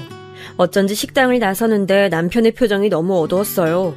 시댁으로 일단 다 같이 들어가는 분위기였는데 갑자기 남편이 동서한테 얘기 좀 하자고 하더군요. 분위기가 딱 이상한 걸 감지한 서방님이 무슨 일이냐고 물어보시고 시부모님께서도 어리둥절해 하시고 동서는 코웃음을 치더니 몸을 휙 돌려서 먼저 시댁 안으로 발길을 돌렸죠. 어른들 일에 관심 없는 애들은 다들 휴대폰만 보고 있길래 제가 저희 큰애한테 카드 쥐어주면서 넷이 다 같이 바로 앞에 있는 카페에 가서 음료 시켜 먹고 놀라고 보냈습니다. 애들 다 빠지고 어른들만 시댁으로 올라갔고요. 동서랑 남편이 살벌한 표정으로 작은 방에 들어가길래 저랑 서방님이 놀란 시선을 교환하면서 방문 앞으로 가봤죠. 귀를 기울였더니 동서의 격양된 목소리가 들리더군요. 왜요? 제가 못할 말한 건 아니잖아요. 정확히 짚어줘야 애들은 경각심을 가진다니까요? 그렇다고 어떻게 나를 하급 인생이라느니요 그렇게 표현할 수가 있어.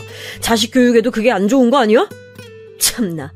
택배 상자나 열심히 나르세요. 남의 자식 교육에 참견 마시고. 뭐라고? 내가 다 듣고도 못 들은 척 참고 살아서 그랬던 거지. 여태까지 나를 우습게 알고 깔보면서 조롱해왔던 거 사실 다 알고 있었어. 날 응원한답시고 말을 하면서도 은근하게 나를 비웃어왔잖아. 그래도 나 아무 내색 안 했다. 그런데도 왜 사람을 이 지경으로 비참하게 낙인을 찍어버리려고 해. 난 하루하루를 누구보다 열심히 사는 사람이야. 그거에 자부심 하나는 가지고 있어. 그러니까 나한테 이렇다 저렇다 하지 말고 본인이나 잘해. 자부심이요? 뭔 자부심? 이러시니까 제가 정신 차리고 잘 사시라고 냉철한 조언을 드릴 수밖에 없었던 거예요.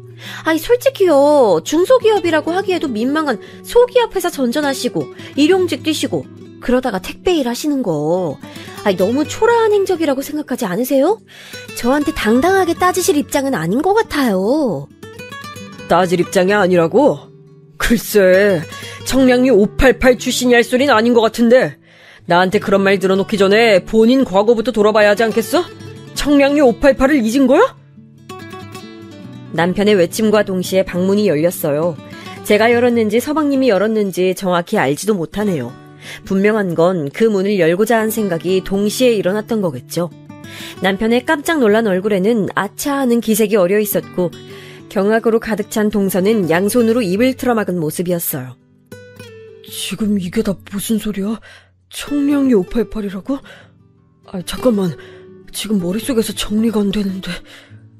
서방님이 중얼거리셨는데 제 심정과 동일했네요. 갑자기 이게 뭔 일인가 싶었어요. 그런데 그때 무심코 뒤를 돌아봤던 제가 짧은 비명을 질렀습니다. 시부모님 두 분께서 바로 저희 뒤에 서 계셨던 거예요. 아까부터 무슨 소란인가 싶었는데 믿어지지 않는 얘기를 들어버린 것 같구나. 넋이 나간 채로 시어머니께서 말씀하셨고 머리가 어지러우신지 눈을 질끈 감으시는 모습에 시아버지랑 제가 얼른 부축해드렸어요. 안방에 시어머니를 눕혀드리는 사이 작은 방 쪽에서는 설전이 오가는 소리가 들려왔죠. 서방님의 격양된 목소리가 들려올 때 제가 안방을 나섰는데 그때 마침 동서가 작은 방에서 급하게 나오면서 현관으로 향했습니다. 손이 덜덜 떨리는 게 보이더군요. 다리에 힘이 풀렸는지 신발을 신고 현관문을 열자마자 동서가 한번 주저앉았어요. 그리곤 비틀거리며 일어나더니 그대로 가버렸고요. 손으로 얼굴을 덮은 채 연신 한숨만 내쉬는 남편에게 다름 아닌 해답이 들려있음을 이제 가족들이 다 알고 있었습니다. 시부모님께서도 대체 정확한 속사정이 뭐냐면서 남편을 강하게 채근하셨고요. 결국 남편이 다 털어놓게 됐어요. 제가 서울 토박이가 아니라서 그런 건지 아니면 여자라서 그런 건지 청량리 588 이게 뭔지 정확히 알고 있지 못했어요. 다만 직감적으로 그런 거구나 라는 느낌이 왔던 것이죠. 청량리, 천호동, 미아리, 영등포 이런 곳들이 꽤 오랫동안 음지에서 욕망의 명맥을 유지해왔다는 사실은 조금만 생각을 더듬어봐도 짚어지긴 하더군요. 가만 보니까 저도 예전에 한번 영등포에서 길을 잘못 드는 바람에 그 광경을 본 적이 있었어요. 어둑한 밤이면 홍등이 밝혀져 있었던 영등포의 그 거리를 말이죠. 아무리 도심 안에 그런 곳들이 존재하고 있다는 걸 인지하고 있다고 해도 그게 생판 남의 일이고 다른 세상의 이야기라고 이렇게만 생각을 하며 살아왔는데 동서가 그런 동네 중에서 청량리에 몸을 담았던 사람이라니 세상에 이게 대체 어떻게 된 일인 것일까? 머나먼 얘기라고만 생각했었던 그런 동네와 연관된 사람이 설마 저랑 한 집안 식구로 있었던 일인 줄은 꿈에도 몰랐네요. 도대체 동서의 과거는 뭐였는지, 게다가 남편은 그걸 어떻게 알고 있었는지 나중에 들은 내용을 토대로 꾸려보자면 과거의 전말은 이랬습니다. 동서는 20살 나이에 돈을 벌기 위해 고향을 떠나 서울로 상경했어요. 참고로 동서는 고향이 충청남도고 시골 동네였다고 합니다. 무작정 꿈을 안고 서울에 도착했지만 형실은 너무나도 냉정했죠. 돈을 많이 벌 일자리는커녕 몸 하나 누이고 잘 곳조차 구하기 어려웠으니까요.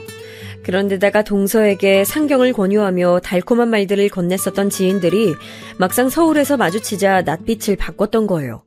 동서는 심지어 그 지인들에게 사기를 당하고 돈도 갈취당했다고 하더군요. 크게 낙심한 동서가 주저앉아 있을 때 누가 제안을 건네왔다고 합니다. 돈을 벌고 싶다면 그에 맞는 좋은 일자리가 있는데 관심 있으면 연결해주겠다는 내용이었대요.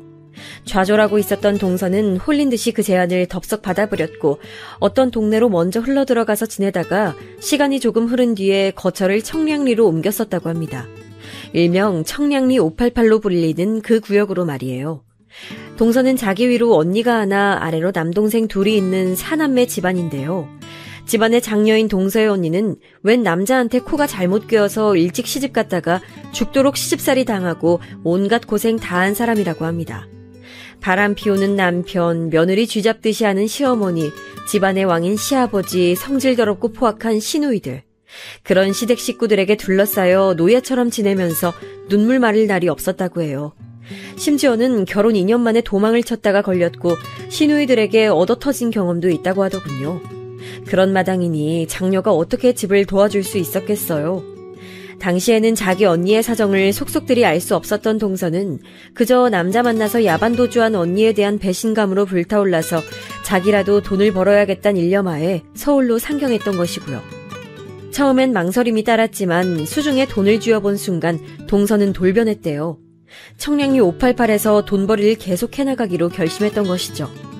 동서가 본 돈으로 그 동생 2명이 공부를 걱정 없이 할 수 있었고 집안의 생활비에 큰 보탬이 됐다고 합니다. 동서의 뒷바라지로 그 동생들이 착실하게 대학까지 갔고 직장을 잘 들어가고 그렇게 되면서 나름의 성공을 거둔 거였죠. 그래서 그 동생들이 동서한테 고마운 마음을 가지고 잘했던 거예요. 어쩐지 누나한테 잘하는 남동생들이라는 게 신기하고 왠지 생소하다는 인상을 받았었는데 그런 내막이 있었던 겁니다. 그리고 그 동생들은 자기 작은 누나가 무슨 일을 해서 돈을 벌었는지 자세히 알지 못한다고 했어요. 세월이 흐른 지금까지도 말이죠. 동서의 친동생들도 모르는 그 비밀을 제 남편이 어떻게 알았는가 하면 여기서 엄청난 우연이 등장합니다. 동서가 서방님과 연애를 하던 시절이었대요. 두 사람은 연애 기간이 길지 않았는데 그럼에도 서방님이 자기 여자친구라고 동서를 남편한테 인사시켜주고 셋이서 밥도 2번 먹고 그랬기 때문에 남편은 동서를 잘 알고 있었대요. 어느 날 남편이 복잡한 포장마차 거리에서 공장 사람들 몇 명하고 술잔을 기울이고 있었는데 작업반장이란 분이 갑자기 자리에서 일어나더니 어떤 여자한테 가서 아는 척을 하며 인사를 하더래요. 그 중년의 여성이 머리 모양이며 옷이 범상치 않아서 남편은 그때 그 인상을 유심히 봐두게 됐고요. 여기까지는 지극한 우연이었는데 이게 한 번 더 겹치면서 운명 같은 순간을 만들어내게 됐죠. 당시에 엄청 인기 많았던 고깃집이 있어서 남편이 서방님한테 거기서 고기를 한번 사주고 싶었대요. 근데 서방님께서 동서를 데리고 나오셨던 거예요. 셋이서 고기를 맛있게 먹고 나오던 길에 그 식당 앞에서 남편이 얼마 전에 봤던 그 중년의 여성을 발견하게 됐죠. 근데 정말 신기하게도 동서가 그쪽을 보자마자 소스라치게 놀라면서 몸을 휙 돌렸다는 겁니다. 못 볼 꼴이라도 봤다는 것처럼 동서는 표정이 완전히 경악에 질려 있었대요. 장소를 벗어나면서도 동서는 계속 고개를 푹 숙이고 있었고요. 아무래도 궁금해서 남편이 동서한테 물어봤었대요. 아까 문 앞에서 서 있던 여자랑 아는 사이냐고요. 그랬더니 동서가 펄쩍 뛰면서 아는 사람을 본 적이 없다고 딱 잡아뗐다군요. 내가 이렇다 저렇다 따로 말을 얹은 것도 아닌데 갑자기 왜 이렇게 정색을 하면서 부정하지? 혹시 뭐가 있나? 숨겨진 가족이라도 되는 건가? 의아해하던 남편은 다음에 다시 그 포장마차 거리에서 공장 사람들과 술을 마시게 되었을 때 작업반장한테 슬쩍 물어봤대요. 전에 왔을 때 여기서 어떤 여자분하고 반갑게 인사를 하시던데 그 여자분은 뭐 하시는 분이냐고요.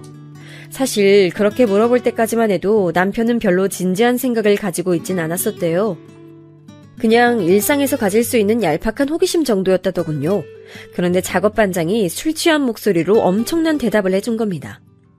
아이, 내가 청량리에서 잘 아는 곳 여사장이 있는데 그 여사장의 지인이야. 그래서 나랑도 안면이 있지. 잘 아는 곳이요? 어디 뭐 식당이라도 운영하시는 분인가 봐요. 에이, 맛 좋은 걸 팔긴 하는데 식당은 아니지. 청량리 588 몰라? 알지? 거기서 포주하고 있어. 거기 포주랑 아는 사이다 이거야. 듣고 나니까 뭔가 깨름칙했대요. 그런 곳에 포주랑 아주 가까운 여자가 어떻게 동서 같은 사람을 알고 있는 것일까 머릿속에서 연결이 안 됐다고 합니다. 반대로 뒤집어 보자면 어떻게 동서 같은 사람이 그런 곳의 포주랑 아주 가까운 여자를 알고 있었던 것인가 라는 의문이 됐기 때문에 남편은 직감적으로 뭔가 안 좋은 내막이 있구나 라는 판단이 섰대요. 괜히 심란해서는 자리도 뜨지 않고 술자리를 오래 이어가고 있었는데 딱 그날 공교롭게도 그 순간에 그 중년의 여자가 자기 일행들하고 포장마차로 오는 게 보였대요. 제 남편은 그때 술이 딱 깨는 걸 느꼈고 기회를 엿보다가 슬쩍 그쪽으로 가서 그 중년의 여자한테 물어봤다고 합니다. 자기 동생의 여자친구라는 말은 절대 안 하고 지인의 지인이라는 식으로 둘러대면서 아무래도 그 지인이 저번에 그쪽을 보고선 깜짝 놀라서 도망친 것 같은데 무슨 관계가 있냐고 질문을 해버리고 말았대요. 영문을 모르겠다면서 고개만 갸웃하던 그 중년의 여성은 남편을 통해서 동서의 외모 묘사를 듣고서는 갑자기 테이블을 주먹으로 쾅 내려치면서 이렇게 말했다고 합니다. 걔가 나를 어디서 마주쳤다고? 그게 어디였다고? 참나. 그년이 우리 동네에서 일했던 년인데 얼마나 악독한지 튀어버렸어. 그년 보통 내기 아니에요. 유독 악발이에요. 그 소리를 듣고선 남편이 엄청 충격을 받았던 거죠. 왠지 안 좋게 들었던 직감이 결국 맞아떨어지고 말았으니까요. 저는 이 대목까지 듣고서는 그럼 왜 어째서 무슨 이유로 남편이 동서의 비밀을 함구하고 서방님과의 결혼을 묵인했는지 이해가 안 갔죠. 여담이지만 한편으로는 남편이 청량리 588에 발을 들였기 때문에 동서가 그쪽 사람이었던 것을 알고 있었다라는 전말이 아니어서 제가 얼마나 안도를 했던지 모르겠네요. 그 엄청난 비밀을 더 엄청난 우연의 사다리를 통해 알게 된 남편이 입을 다문 이유는 바로 서방님에게 있었다고 하네요. 서방님께서 정신적인 문제로 워낙 힘들어하시던 분이었기 때문이죠. 계기는 군대에서 겪었던 참혹한 경험이었다고 들었고요. 만약 요즘이었다면 군대에서 그런 일이 벌어지기 쉽지도 않았을 테고 서방님께서도 정신과 진료를 받으셨을 거예요. 근데 그 당시까지만 해도 정신과 진료니 뭐니 하는 건 전혀 대중화가 돼 있지 않았죠. 기껏해야 정신질환을 다루는 건 정신병원이 유명했던 것을요. 마음속에 자리 잡은 병은 자꾸만 커져갔고 서방님께서는 자꾸 방황을 해대셨죠. 사람들하고 만나서 어우러지는 것도 나날이 힘들어하셨고요. 시댁 식구들은 물론이고 서방님의 친구들까지 다들 걱정으로 난리도 아니었다더군요. 저러다가 사람 하나 잘못되는 거 아니냐는 말까지 나왔었대요. 그런 서방님의 일상에 나타난 게 바로 동서였던 거예요. 아무도 비집고 들어가지 못한 서방님의 상처, 그 틈에 들어간 존재가 동서였다고 합니다. 처음에는 누나 동생으로 지냈다고 하는데 당연히 남녀관계에서 이성적인 감정이 생길 수 있었던 것이죠. 특히 서방님께서 동서한테 무척 의지를 하셨대요. 동서는 남동생이 2명이나 있는 사람이었고 그래서 남동생을 어르고 달래듯 서방님의 마음을 부드럽게 만들었나 봐요. 게다가 청량리 588 출신이었으니 손님 비위를 맞추고 취향을 파악하고 이런 것들에서 아주 전문적이다 보니까 서방님의 상태를 알아보고 그에 맞추는 게 어렵지 않았을 테죠. 사람을, 특히 남자를 어떻게 다뤄야 하는지 동서는 너무나도 잘 알고 있었어요. 서방님께서는 동서를 만나며 다시 이전의 모습을 되찾으셨기 때문에 남편이 이것으로 마음이 캥겼던 것이죠. 고민하던 남편이 서방님한테 슬쩍 화두를 던져봤었대요. 정말 만약에 말이야, 네가 사랑하는 여자한테 도저히 용납할 수 없는 치부가 존재한다고 하면 너 어떻게 할래? 그래도 그 여자 계속 만날 수 있겠냐? 남편의 가정을 듣고 서방님은 살짝 고민하시는 듯 하더니 이내 이렇게 대답하셨다고 하네요. 내가 사랑하는 여자가 만약에 사람을 죽인 적이 있다고 해도 난 계속 만날 것 같아.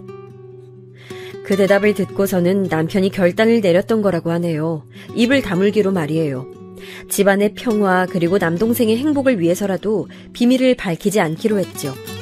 특히나 시부모님께서는 서방님의 방황 때문에 무척 소가리를 하셨었다고 하니까요.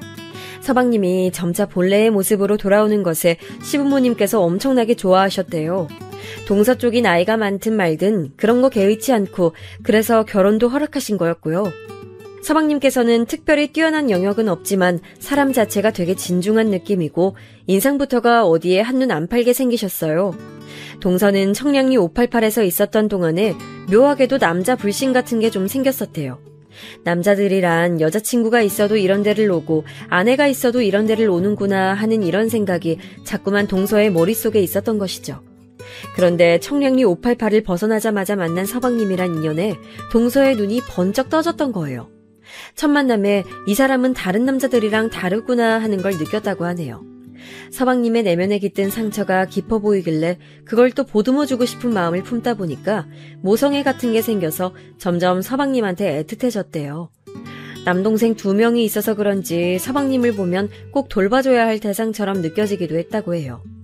청량리 588을 통해 알게 된 건너 지인들이 자기 허영심만 채우려고 돈과 간판을 조차 남자를 물었다가 패가망신한 일화들을 동서는 알고 있었기 때문에 그들의 말로를 답습하지 않으려면 서방님처럼 사고방식이 건전한 남자랑 결혼하는 게 해답이라고 판단했었대요. 동서의 표현에 따르자면 자기 딴에는 무력을 내려놓고선 아무 욕심 없이 선택한 게 서방님이었단 거죠. 근데 남편이 자기의 비밀을 알고 있단 것을 동서는 결코 몰랐을까요? 놀랍게도 동서는 남편이 자기의 비밀을 알고 있단 것을 짐작했던 순간이 있었다고 합니다. 그건 바로 서방님과 동서의 결혼식 때였는데요. 동서가 자기는 부를 하객이 거의 없어서 죄다 부모님 인맥이라는 식으로 멋쩍게 말을 했었대요. 거기다 대고 남편이 별 생각 없이 자기도 공장 일을 안 좋게 그만두는 바람에 딱히 결혼식에 놀러오라고 할 사람이 없다면서 말을 한 거죠. 그러자 동서가 웃으면서 이렇게 말했었대요. 에이, 그러지 말고 연락 한 번씩 돌려보세요. 전 공장분들 오셔도 전혀 상관없어요. 가감없이 말을 해보자면 그렇게 질 좋은 양반들은 아니라서 청량리 588이니 뭐니 이런 얘기들도 하시는 양반들이라. 남편이 조금 난감해하면서 무심코 그런 대답을 해버렸는데 그때 동서의 표정이 확 변하더랍니다. 그때 봤던 동서의 표정은 말로 설명이 안 된다고 남편이 그러더군요. 무거운 침묵이 감돌았고 동서가 남편에게 무슨 말을 하려는 것처럼 입술만 한참 달싹거리더니 끝내 말을 안 했다고 합니다. 짐작하기로는 아마 뭘 알고 계세요? 라는 질문을 동서는 남편한테 해보고 싶었던 게 아니었을까요? 인간은 망각의 동물이자 동시에 적응의 동물이라고 하던가요? 그 표현을 뒷받침하듯 동서는 결혼 직후까지는 남편이 여실히 느낄 정도로 뭔가 태도를 항상 조심조심하며 지냈지만 시간이 점차 흐르면서 바뀌어갔어요. 특히 아이를 갖더니 출산 이후로 그렇게 됐죠. 이제 더 이상 무서울 거 없고 꺼려질 거 없다는 생각이 들어서 그랬을 겁니다. 하지만 그보다 더 세월이 흘러서 자기의 비밀이 까발려질 줄은 상상도 못했겠지요. 서방님께서는 극심한 충격을 받으셨고요. 시부모님께서는 뒤로 넘어가셨어요. 원래 시아버지께서 건강이 좀 안 좋으신 편이었는데 쓰러지신 쪽은 시어머니셨네요. 화를 내셨다가 손으로 가슴을 치시며 우셨다가 한탄을 하시더니 결국 실신하셔서 구급차 타고 응급실에 실려가셨어요. 우리 애들만은 이런 사실을 알면 안 되는데 자기 엄마가 그런 과거를 지닌 사람이라는 걸 절대로 알아서는 안 될 텐데. 서방님께서는 그 와중에 자식 걱정을 하셨고 눈물이 잔뜩 고인 눈으로 멍하니 어딘가를 바라보시면서 깊은 한숨을 내쉬셨어요. 저도 옆에서 착잡한 마음으로 있었네요. 당연하죠. 애들은 절대 몰라야 돼요. 저희 중에서 아무도 입 놀릴 사람 없으니까 어른들이 입단속 잘하고 티 안 내고 살면 애들은 계속 모를 수 있어요. 그렇게 말씀해 주시니 힘이 되네요. 고마워요, 응수님. 지금 제 심정을 어떻게 표현해야 할지 모르겠습니다. 지독한 배신감, 끔찍한 충격, 절망 이런 것들로 미쳐버릴 것만 같은데 당장이라도 그 사람 멱살 잡고 흔들면서 저주를 퍼붓고 싶은데 지난 세월 부부로 살아온 건 허상이 아니었으니까 부부로 살며 아이들 낳고 살아온 세월을 부정할 수는 없으니까 더 미칠 것 같아요. 서방님의 입장에선 그럴 수밖에 없었겠죠. 이럴 수도 저럴 수도 없는 심정이요. 동서의 비밀을 터뜨리고 만 것에 남편은 후회가 된다고 저한테 그랬어요. 죽을 때까지 그냥 계속 안고 갔으면 됐을 비밀이었는데 자기가 이성을 잃어버리는 바람에 말을 해버렸다고 스스로를 통제 못하는 거 보니까 자기도 이제 다 늙은 모양이라면서 씁쓸하게 자책했지요. 그런 남편의 모습을 보면서 저는 속상했고요. 동서가 먼저 싸가지 없게 굴지만 않았어도 남편 같은 대인배가 폭발하진 않았을 테니까요. 그래서 저는 서방님께는 조금 죄송하게도 남편을 원망하지 말아달라고 그랬어요. 잘 살고 있던 부부의 평화를 깨뜨린 범인으로 남편을 지목하고선 속으로 원망 중이거든 그렇게 하지 말라고 그랬네요. 동서의 비밀에 충격받고 힘들어하시는 서방님은 정말 안 돼 보였으나 저도 어쨌든 제 남편이 우선인 사람이라서 남편을 비호해버렸습니다. 제가 단호한 어조로 말씀드렸더니 서방님께서는 조용히 고개만 끄덕이셨고요. 서방님의 기운 없는 그 모습이 눈에 아른거려서 저도 왠지 죄책감 같은 게 드는 바람에 힘들어서 혼났네요. 이런저런 생각을 다 하고 나니깐 앞으로 동서는 어떻게 되는 것인가 하는 궁금증이 들었어요. 먼저 움직인 건 예상외로 동서였습니다. 시어머니께서 계속 입맛이 없고 속이 불편하다고 하셔서 제가 죽 써드리려고 시댁에 마침 가있던 때였어요. 그러던 때에 동서가 시댁에 온 거예요. 아버님, 어머님, 불미스러운 일로 노하시게 만들어서 제가 죄송합니다. 드릴 말씀이 있어서 찾아왔어요. 수척한 얼굴로 시댁에 찾아온 동서는 이내 저를 발견하고선 흠칫했지요. 저는 애써 모른 척하는 모양새로 고개를 돌려줬고요. 동서는 위아래로 검은색 옷을 빼입고 온 상태였는데 시부모님 앞에서 무릎을 꿇었습니다. 저의 부끄러운 과거 이야기 어떤 거였는지 전부 다 말씀드릴 수 있습니다. 누가 그딴 거 듣고 싶다고 하든 어디 상갓집에라도 왔냐? 우리 보고 지금 빨리 뒤져버리라고 그런 꼴로 찾아온 게야? 동서의 조심스러운 목소리를 시아버지께서 확 잘라버리셨어요. 원래 그런 식으로 말씀하시는 분이 결코 아닌데 무척 화가 나 계셨죠. 서방님도 그렇지만 제 남편도 정말 우직한 사람이거든요. 이런 형제의 기질이 어디서 왔겠어요. 아들들이 자기 아버지를 보고 그렇게 닮은 것이죠. 시아버지께서는 젊으실 적부터 서울에서 살아오셨다고 하니 청량리 588이든 다른 곳이든 그런 동네의 풍문을 남자로서 아셨을 거예요. 옛날 남자 어르신들은 특히나 그럴 수밖에 없다는 생각도 들고요. 근데 시아버지께서는 그런 문화를 딱 질색하시는 부류였던 겁니다. 시어머니의 증언에 따르자면 옛날부터 술자리에서라도 저급한 농담이 오가면 바로 자리 박차고 일어나셨던 분이 시아버지셨대요. 대쪽 같은 성향이시죠. 세상이 많이 변했음에도 불구하고 시아버지께서는 늘 물러남은 사악한 것이며 남녀는 유별하다고 보시는 분이라 아무튼 그런 분의 시각에서 보시기에 동서의 과거가 얼마나 기가 막히셨을지 감히 짐작도 안 되더군요. 시아버지께서는 손에 잡히는 리모컨을 세게 집어던지시며 분통을 터뜨리셨고 무섭게 화를 쏟아내셨어요. 동서는 고개를 숙인 채로 흐느끼기 시작했고요. 시어머니께서는 가만히 시아버지의 분노를 듣고 계시다가 한숨을 내쉬시며 조용히 이 말씀만 하셨습니다. 애초에 이런 상황이 만들어지면 안 되는 거였는데. 동서가 두 손을 모아서 싹싹 빌기 시작한 건 바로 그때부터였네요. 아버님, 어머님, 저는요. 애들 없인 못 살아요. 저 좀 살려주세요. 엉엉 울면서 빌더라고요. 알고 보니까 그 전날에 서방님께서 동서한테 우리가 어떻게 계속 부부로 살겠냐는 식으로 말씀을 하셨다더군요. 이혼을 하게 된다면 당연히 서방님께서 애들을 데려가려고 하실 테니 그 모습을 볼 수 없다면서 동서가 오열한 거예요. 애들하고 살고 싶어요. 제발 도와주세요. 제가 앞으로 두 분께 정말 잘할게요. 성심성의껏 진심을 다할게요. 혹시 제가 보이는 게 싫다고 하신다면 눈에 띄지도 않고 조용히 살겠습니다. 애들하고만 계속 같이 살 수 있도록 제발 도와주신다면 은혜 잊지 않고 열심히 살게요. 동서가 울면서도 말을 이어갔고 시부모님께서는 시끄러우니까 이제 그만하라고 하셨어요. 시어머니께서 두통이 일어난다며 손으로 머리 잡고 괴로워하시길래 멀찍이서 지켜보던 제가 얼른 다가가서 동서를 잡아 일으켰어요. 계속 동서가 앞에 있으면 시어머니께서 또 쓰러지시거나 아니면 동서가 시어머니 손에 작살나거나 양자택일이 될 것 같았거든요. 시댁 밖으로 나오고 나서야 동서는 우는 걸 멈추고 소매로 눈물 자국을 벅벅 닦았어요. 제가 그 모습을 지켜보면서 물었죠. 자 남편을 원망하고 있냐고요. 그랬더니 표정 관리를 못하더군요. 원망하고 있는 모양이었습니다. 우리 그이가 동서 과거를 폭로하기는 했어. 그건 맞아. 근데 애초에 동서한테 그런 과거가 없었다면 됐을 일이기도 해.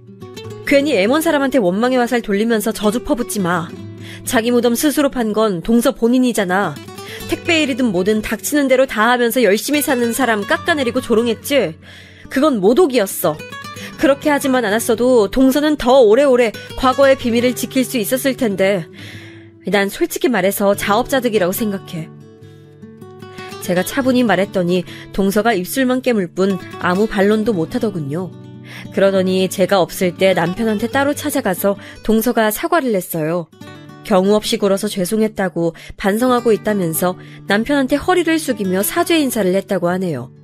그 모습에 마음 약해진 남편은 집에 와서 한숨이나 푹푹 내쉬고 있고, 가만히 뒀다간 서방님께 연락해서 동서를 용서해주고 앞으로 잘 살아보라면서 그런 조언을 건넬 것 같길래 제가 미리 선수쳐서 아무것도 하지 말라고 그랬습니다. 어떤 결론이 나든 그건 서방님께서 생각하고 판단 내리실 문제인데, 다른 사람이 끼어들어서 이래라 저래라 말을 넣는다면 서방님께선 진짜 자기 마음이 가고 싶은 대로 행동을 못하실 수도 있으니까요. 마치 폭풍전야처럼 느껴지는 조용한 며칠이 흘러갔어요. 그리고 1차 결론이 지어졌죠. 서방님과 동서는 별거에 들어갔습니다. 사실상 집에서 동서만 빠져나온 모양새였네요. 애들한테는 부부 사이에 약간의 이견이 생겨서 따로 지내게 됐다는 식으로만 설명했다고 서방님께서 말씀을 주시더군요. 마음 같아선 그런 과거를 숨기고 거짓말로 덮고 저를 기만해온 걸 도저히 용서도 용납할 수도 없어서 당장 이혼해버리고 싶지만, 그러기엔 생각이 너무 복잡하네요. 딱 한 가지 생각으로 결론이 지어지질 않아요. 특히 애들도 있으니까 애들 생각도 해줘야죠. 당장 이혼할 수도 없고, 그렇다고 아무렇지 않게 같이 살기는 또 어려워서 일단 따로 지내보게 됐습니다. 이런 결정을 내린 것에 형수님께선 답답해 하시겠지만 지금 현재로선 이게 제 최선인 것 같아요. 답답하다뇨. 전혀 아니에요. 원하시는 대로 하는 게 해답이잖아요. 이건 다른 누군가가 왈가왈부할 수 있는 영역이 아니라고 생각해요.